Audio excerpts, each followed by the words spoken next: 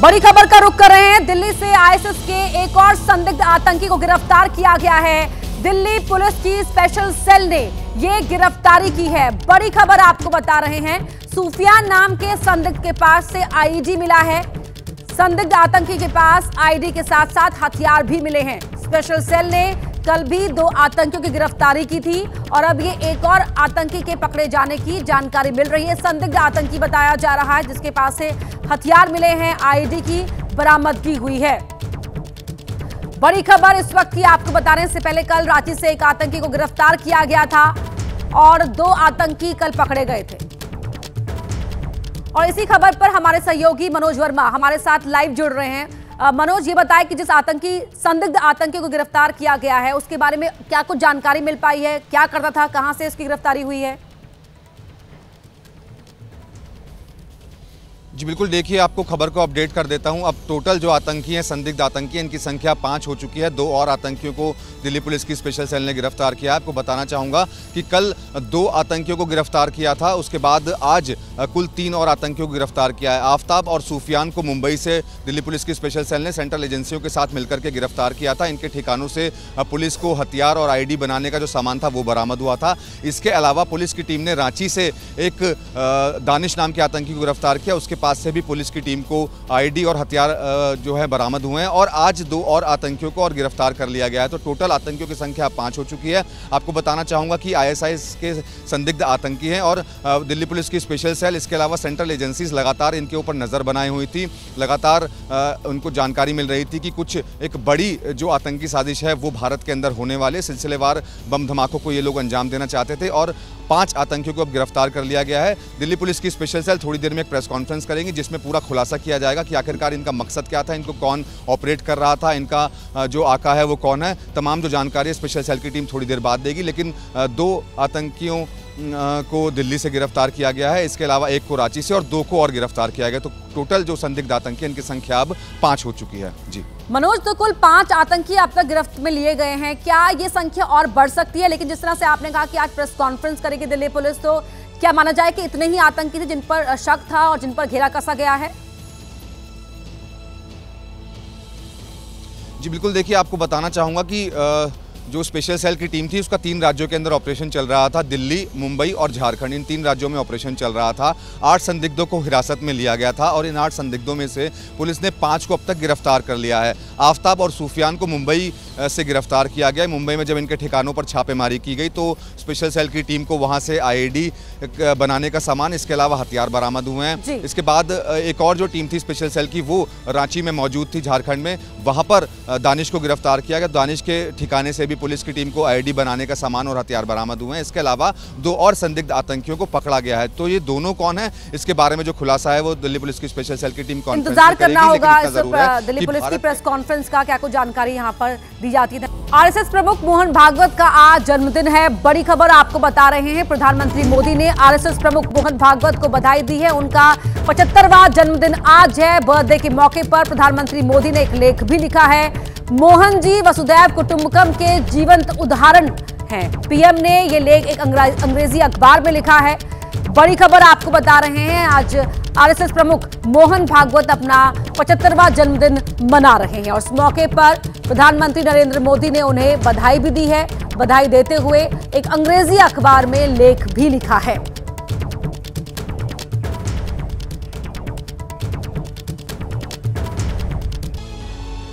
बात नेपाल की, जहां हिंसक प्रदर्शन से पश्चिम बंगाल के दासपुर के करीब 100 से ज्यादा परिवार टेंशन में हैं, जिनके अपने नेपाल में फंसे हैं। लेकिन तस्वीरें नेपाल से आ रही हैं जो धड़कन बढ़ाने वाली हैं।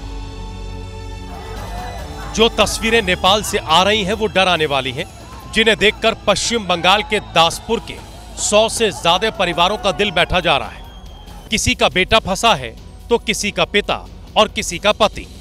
यहां हर कोई अपने करीबी रिश्तेदार को लेकर चिंतित है, क्योंकि नेपाल में जो घटनाक्रम बदला है उससे ये तमाम परिवार डर के साए में जी रहे हैं, कहीं इनके अपनों के साथ नेपाल में कोई अनहोनी न हो जाए। दरअसल नेपाल में एक बड़ी संख्या ऐसे लोगों की है जो कारोबार करते हैं, लेकिन भ्रष्टाचार के खिलाफ जेनजी की क्रांति ने सब बदल कर रख दिया है। नेपाल के प्रधानमंत्री ओली और नेपाल के तमाम मंत्री देश छोड़कर भाग गए। नेपाल में हुए हिंसक प्रदर्शन का असर अब भारत नेपाल के बॉर्डर पर दिखने लगा है। इस प्रोटेस्ट की वजह से सैकड़ों ट्रक बॉर्डर पर फंसे हुए हैं। जहां तक नजर जाएगी सिर्फ ट्रकों की लाइन नजर आएगी। जिस जगह ये ट्रक खड़े हैं ये बहराइच और नेपाल का बॉर्डर है। लेकिन नेपाल में भड़की हिंसा की वजह से 500 से 600 ट्रक पिछले 3 दिन से यहीं फंसे हैं। कोई बातचीत बन गई है, लड़ाई दंगा हो गया नेपाल में। ये गाड़ियां अंदर जा नहीं रही है, पास नहीं हो रही। कम से कम होंगी कम से कम 500-600। इनमें से कई ट्रक 4 दिन से यहाँ फंसे हुए हैं, लेकिन हालात कब ठीक होंगे कोई नहीं कह सकता। आज चौथा दिन हो गया है खड़े हुए यहाँ पे। अभी भी कल यहाँ अंदर दंगा हुआ है। ये सभी ट्रक किसी न किसी सामान से भरे हैं, जिन्हें नेपाल पहुंचना था, वहां सामान छोड़कर वापस आना था। तो आलू लेके आया था, तीसरा दिन है हम लोगों को। गाड़ी हमारी नेपाल बॉर्डर पे चली गई थी, गाड़ी पास हो गई, लेकिन पास होने के बाद वहाँ दंगा हो गया, आग वाग लगाने लगे। जब अब उन्होंने भगा दिया, गेट खोल दिए।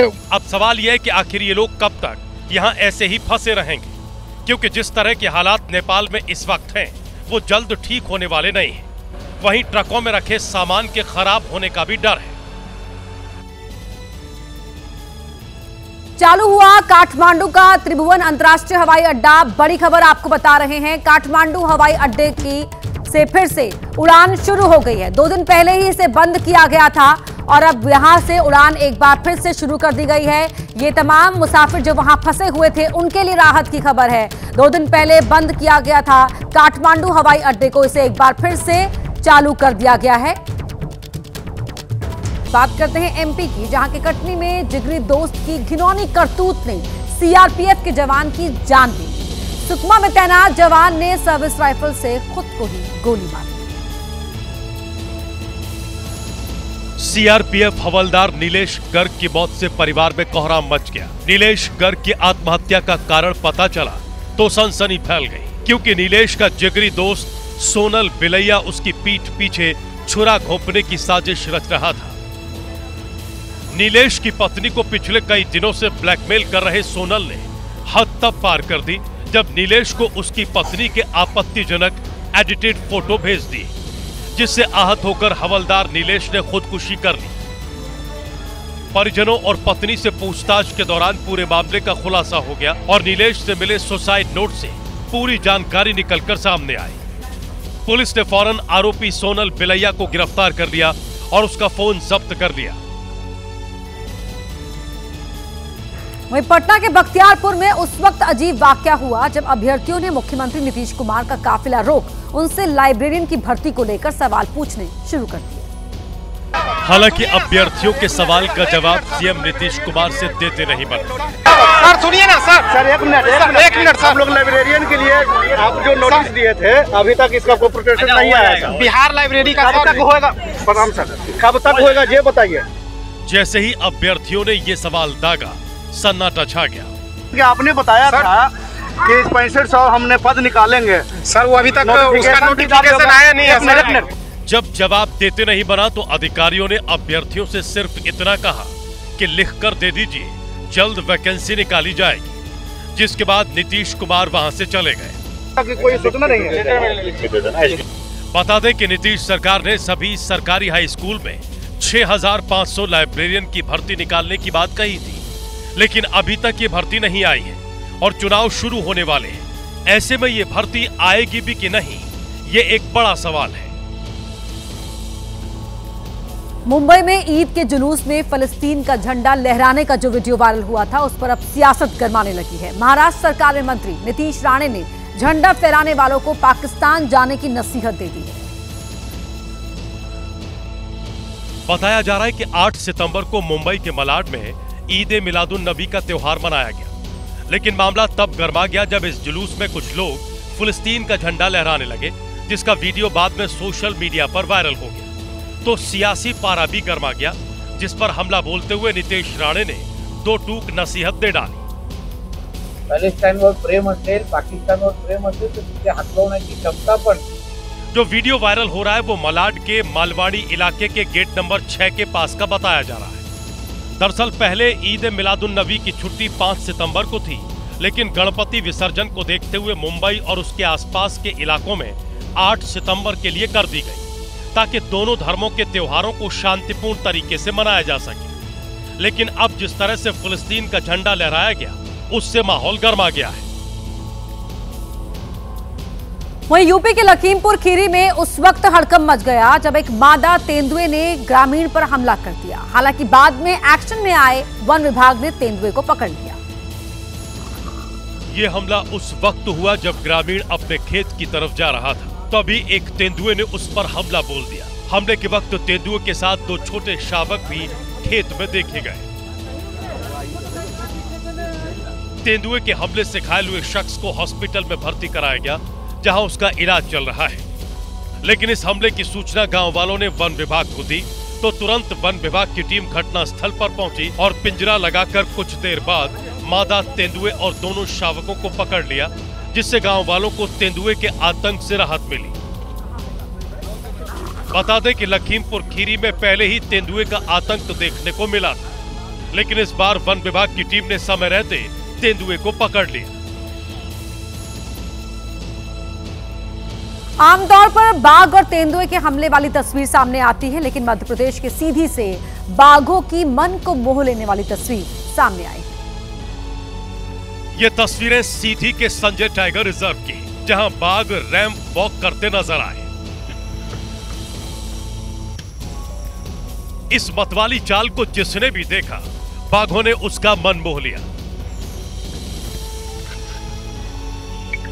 आप देख सकते हैं कि किस तरह बाघ मस्ती करता नजर आ रहा है। एक तस्वीर में बाघ अनोखे अंदाज में नहाते हुए भी दिखाई दे रहा है, तो दूसरे में जमाई लेता दिख रहा है, जैसे मानो बाघ अटखेली कर थक गया हो और अब उसे आराम की जरूरत हो।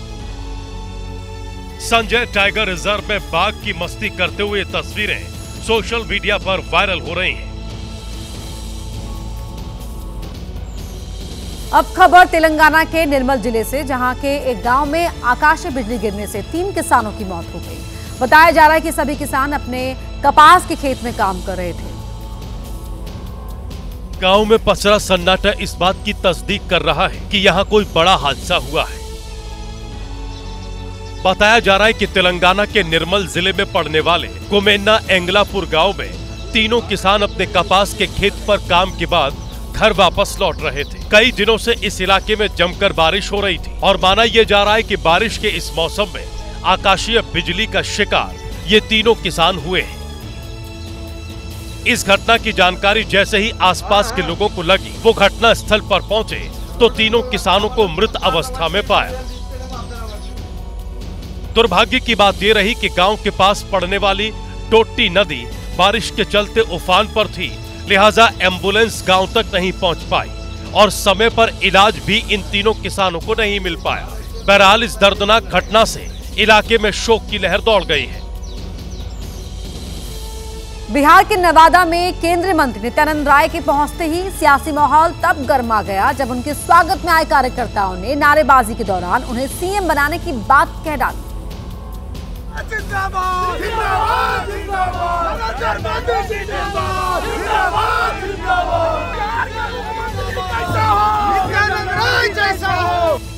केंद्रीय मंत्री नित्यानंद राय का काफिला जैसे ही कार्यकर्ताओं के बीच पहुंचा, नारेबाजी शुरू हो गई। यहां तक कि बिहार का सीएम कैसा हो, नित्यानंद राय जैसा हो की बात कह डाली और बिहार का अगला मुख्यमंत्री बनाने की मांग को बुलंद कर दी। एनडीए एक तरफ बिहार चुनाव सीएम नीतीश के नेतृत्व में लड़ने की बात कह रहा है, वहीं इन नारों ने बिहार की सियासत में एक नया संदेश दे दिया है। नित्यानंद का जोरदार स्वागत और बुलंद नारे कहीं न कहीं बिहार के सीएम नीतीश कुमार को भी चुनौती दे रहे हैं।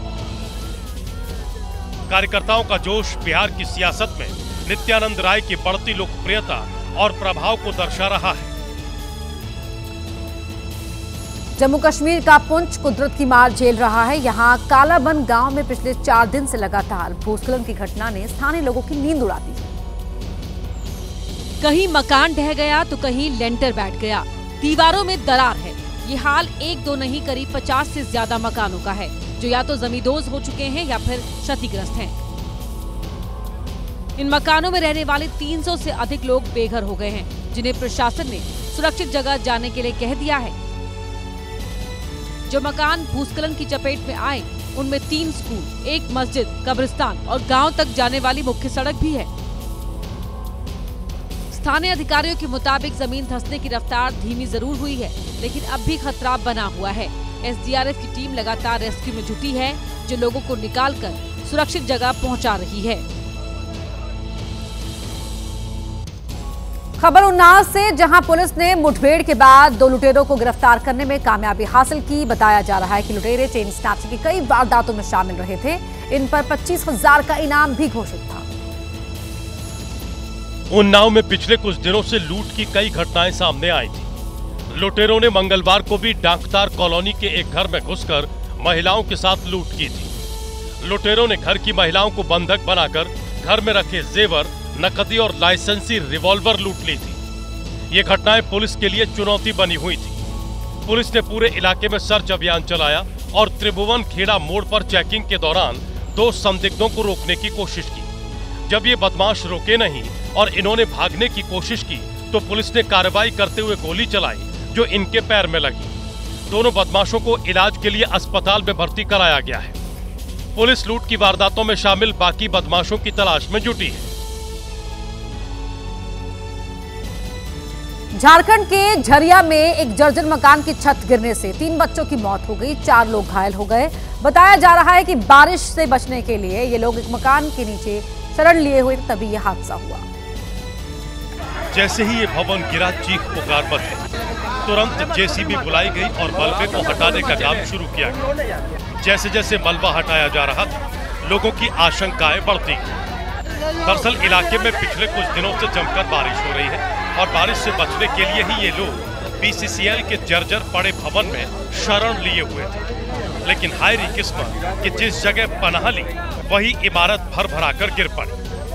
तुरंत रेस्क्यू ऑपरेशन शुरू किया गया और मलबे में दबे लोगों को बाहर निकालकर अस्पताल पहुंचाया गया। इस घटना में 3 बच्चों की मौके पर ही मौत हो गई, जबकि 4 लोगों की हालत गंभीर बताई जा रही है। ये घटना बीसीसीएल एरिया 10 के लोधना इलाके की बताई जा रही है। राजस्थान के नीमराणा में एक सनसनीखेज वारदात ने पूरे इलाके में दहशत फैला दी। वहां दिन दहाड़े किन्नर की गोली मारकर हत्या कर दी गई। अपराधी अभी भी पुलिस की गिरफ्त से दूर है। वारदात के बाद किन्नर समाज में भारी आक्रोश देखने को मिला। किन्नर समाज के लोग सड़क पर उतर आए और न्याय की मांग की। हत्या से लोगों में भारी नाराजगी दिखी। सड़कों पर विरोध प्रदर्शन कर रहे लोगों को नियंत्रित करने और हालात काबू में रखने के लिए भारी संख्या में पुलिस को तैनात कर दिया गया। जहां किन्नर को गोली मारी गई, वहां पास के एक दुकान में लगे सीसीटीवी कैमरे में पूरी वारदात कैद हो गई, जिसमें दिख रहा है कि एक बाइक सवार बदमाश आया और गोली मारकर निकल गया। इसके बाद गाड़ी में बैठे किन्नरों में भगदड़ मच गई। स्थानीय लोगों की मदद से मधु को अस्पताल पहुंचाया गया, जहां उसकी मौत हो गई। मामला पुरानी रंजिश से जुड़ा बताया जा रहा है। पुलिस ने एफआईआर दर्ज कर ली है और आरोपियों को पकड़ने के लिए कई टीम बना दी गई है। इस वारदात के बाद पूरे इलाके में दहशत का माहौल है। प्रधानमंत्री नरेंद्र मोदी ने आरएसएस प्रमुख मोहन भागवत को उनके 75वें जन्मदिन पर शुभकामनाएं दी है। पीएम मोदी ने एक लेख के जरिए भागवत के राष्ट्र निर्माण में योगदान की सराहना की। पीएम मोदी ने लेख में लिखा कि आज एक ऐसे व्यक्तित्व का 75वां जन्म दिवस है जिन्होंने वसुधैव कुटुंबकम के मंत्र पर चलते हुए समाज को संगठित करने, समता, समरसता और बंधुत्व की भावना को सशक्त करने में अपना पूरा जीवन समर्पित किया है। संघ परिवार में जिन्हें परम पूजनीय सरसंघ चालक के रूप में श्रद्धा भाव से संबोधित किया जाता है, ऐसे आदरणीय मोहन भागवत जी का आज जन्मदिन है। मैं भागवत जी को हार्दिक शुभकामनाएं देता हूं। प्रार्थना करता हूं कि ईश्वर उन्हें दीर्घायु और उत्तम स्वास्थ्य प्रदान करे। सरसंघ चालक होना मात्र एक संगठनात्मक जिम्मेदारी नहीं है, ये एक पवित्र विश्वास है जिसे पीढ़ी दर पीढ़ी दूरदर्शी व्यक्तित्वों ने आगे बढ़ाया है। भागवत जी का युवाओं से सहज जुड़ाव है, इसीलिए उन्होंने अधिक से अधिक युवाओं को संघ कार्य के लिए प्रेरित किया है। पिछले दिनों देश में जितने सफल जन आंदोलन हुए, चाहे स्वच्छ भारत मिशन हो या बेटी बचाओ बेटी पढ़ाओ, भागवत जी ने पूरे संघ परिवार को इन आंदोलनों में ऊर्जा भरने के लिए प्रेरित किया। समाज कल्याण के लिए संघ की शक्ति के निरंतर उपयोग पर भागवत जी का विशेष बल रहा है। मैं मां भारती की सेवा में समर्पित भागवत जी के दीर्घ और स्वस्थ जीवन की पुनः कामना करता हूं। नशे में धुत एक शख्स ने गले में सांप लपेटकर पूरे गांव में हंगामा मचा दिया। इसका वीडियो सोशल मीडिया पर वायरल हो रहा है। चौंकाने वाली ये घटना आंध्र प्रदेश के कोनासीमा जिले में हुई। गांव वालों को डराते और सांप के साथ खेलते हुए नजर आ रहा व्यक्ति है गोल्लापल्ली कोंडा। वायरल हो रहे इस वीडियो में साफ दिख रहा है गोल्लापल्ली अपने गले में कोबरा लपेटे हुए है और सांप को देखकर जोर जोर से चिल्ला रहा है कि तूने मुझे काटा, अब देख मैं क्या करता हूं। दरअसल वो अपने आंगन में मूर्तियों की टोकरी से अंडे लेने गया था, तभी उसे कोबरा ने डस लिया। उस समय गोल्लापल्ली नशे की हालत में था। उसने सांप को पकड़ लिया, गले में लपेट लिया। इसके बाद वो गांव की गलियों में घूमकर सांप से डरकर भाग रहे लोगों पर कोबरा को फेंकने की भी कोशिश करता दिखा।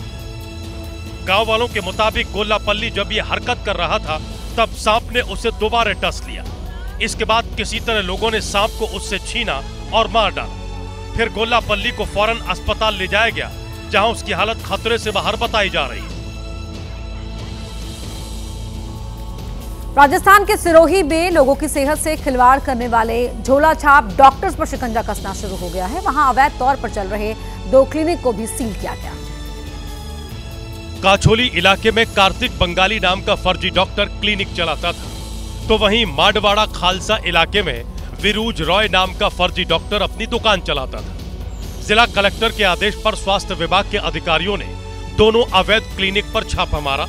दोनों पिछले कई साल से बिना किसी मेडिकल डिग्री के लोगों का इलाज करते थे और सस्ते इलाज के नाम पर ग्रामीणों को गुमराह कर ये अवैध रूप से क्लिनिक चला रहे थे।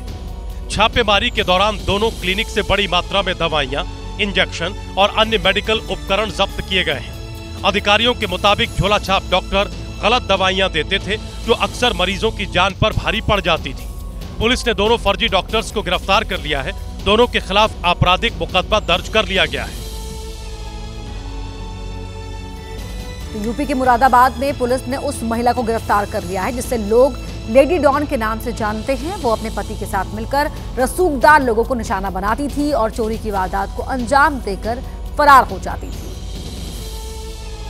लेडी डॉन के नाम से जाने जाने वाली ये वही महिला है जो शहर के पेंट कारोबारी के घर काम करती थी, लेकिन भरोसे का कत्ल कर उसने अपने ही पति और भाई के साथ मिलकर सनसनीखेज चोरी की वारदात को अंजाम दे डाला था।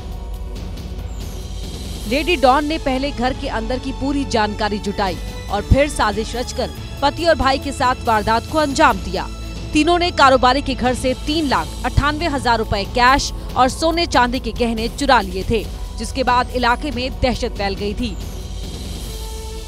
पुलिस ने अपराधियों के खिलाफ चलाए जा रहे अभियान में तब एक बड़ी कामयाबी हासिल की जब रामगंगा विहार इलाके में कारोबारी के घर हुई लाखों की चोरी का पर्दाफाश करते हुए 3 शातिर चोरों को गिरफ्तार कर लिया और उनके कब्जे से नकदी और सोने चांदी के जेवरात समेत लाखों रुपए का माल बरामद किया।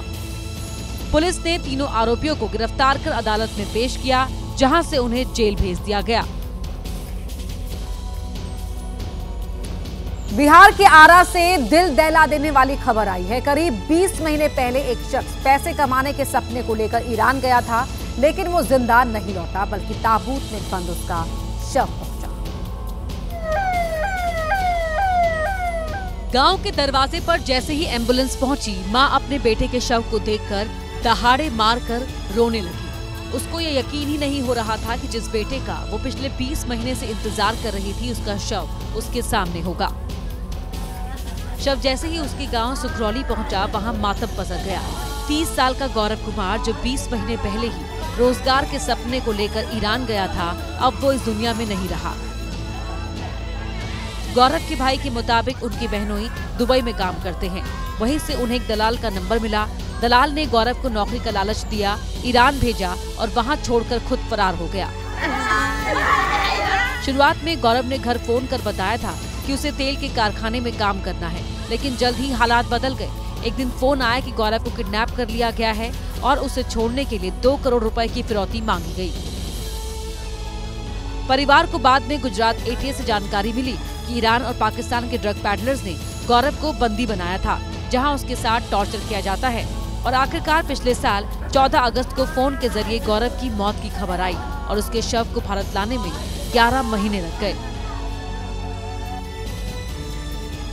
यूपी के चंदौली में अध्यापक की बेरहमी से 12वीं के छात्र की अध्यापक की पिटाई से 12वीं के छात्र की हालत बिगड़ गई। छात्र के गले में चोट आने से उसकी हालत गंभीर हो गई, जिसके बाद डॉक्टर्स ने उसे बीएचयू रेफर कर दिया। बीएचयू में भर्ती छात्र की हालत अभी भी गंभीर बताई जा रही है। गले पर चोट आने से उसे सांस लेने में तकलीफ हो रही है। छात्र की ऐसी हालत के लिए आदित्य नारायण राजकीय इंटर कॉलेज के अध्यापक को जिम्मेदार ठहराया जा रहा है। आरोप है कि जब छात्रों को बस से शैक्षणिक भ्रमण पर ले जाया जा रहा था, तभी अध्यापक और छात्र की किसी बात को लेकर कहासुनी हो गई, जिसके बाद अध्यापक ने छात्र के गले में पड़े आई कार्ड को खींचते हुए उसे बस से बाहर कर दिया। आई कार्ड के पट्टे से छात्र के गले को गहरी चोट पहुंची और उसकी हालत बिगड़ गई। वहीं परिजनों ने अध्यापक के खिलाफ थाने में शिकायत दर्ज कराई है। पुलिस मामले की जांच में जुटी है। संगम नगरी प्रयागराज में एक बार फिर बाढ़ का कहर देखने को मिल रहा है। अचानक बढ़े नदियों के जलस्तर से कई बस्तियां पानी में डूब गई हैं। लोगों के सामने रोजगार का संकट भी खड़ा है। बैराजों से छोड़े जा रहे लाखों क्यूसेक पानी से एक बार फिर गंगा और यमुना उफान पर है। पिछले 2 महीने में प्रयागराज में 5वीं बार बाढ़ ने दस्तक दी है। नदियों से सटे इलाके पानी में जलमग्न हैं। नदियों के किनारे बने घाट और मंदिर पानी की चपेट में हैं। दोनों ही नदियां खतरे के निशान के करीब बह रही हैं। आसपास के कई गांव टापू बन गए हैं। लोगों का जनजीवन पूरी तरह से अस्त व्यस्त हो गया है। खाने पीने से लेकर रोजमर्रा की चीजें भी लोगों को नसीब नहीं हो रही हैं। नाव संचालकों का भी बुरा हाल है। बाढ़ को देखते हुए प्रशासन पूरी तरह से अलर्ट है। लगातार नदियों के जलस्तर पर नजर रखी जा रही है।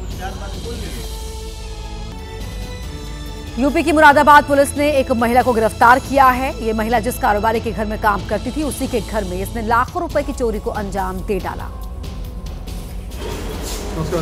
चोरी की वारदात में महिला के साथ साथ उसका पति और भाई भी शामिल थे। अब तीनों पुलिस की गिरफ्त में हैं। जांच में पता चला कि घर में नौकरी के बहाने इस महिला ने पहले रेकी की और अंदर की जानकारी जुटाई। इसके बाद प्लानिंग बनाकर कारोबारी के घर से करीब 4 लाख रुपए और सोने चांदी के गहने चुरा लिए। चोरी किए गए सामान में आधे किलो से ज्यादा सोना भी शामिल है। इस महिला का नाम पूजा है, जबकि इसके पति का नाम विकास चौधरी। दोनों अमरोहा के रहने वाले हैं। अब पुलिस इस बात की जांच कर रही है कि इस घटना से पहले पूजा ने कितने घरों को निशाना बनाया। मुंबई से एक अनोखा मामला सामने आया है। यहाँ एक बच्चे को कई महीनों से लगातार खांसी आ रही थी। काफी कोशिश के बाद भी खांसी बंद नहीं हुई, लेकिन जब इस खांसी की वजह सामने आई तो हर कोई हैरान रह गया, क्योंकि 3 साल के बच्चे का जब सीटी स्कैन किया गया तो पता चला कि बच्चे के फेफड़े में कफ नहीं बल्कि एलईडी बल्ब अटका हुआ है, जिसे शायद बच्चे ने खिलौना समझकर कभी खा लिया था। डॉक्टर्स के मुताबिक शुरुआत में बच्चे को निमोनिया होने का पता चला। उसको कई बार एंटीबायोटिक दवाइयों से इलाज किया गया, लेकिन देखभाल के बावजूद निमोनिया के लक्षण बने रहे। डॉक्टर्स ने जब आखिरकार बच्चे का सीटी स्कैन किया तो श्वास नली से एलईडी बल्ब का टुकड़ा दिखा, जिसके बाद में डॉक्टर्स ने छोटी थोरेकोटॉमी की और बच्चे की श्वास नली से सफलतापूर्वक एलईडी को निकाल लिया।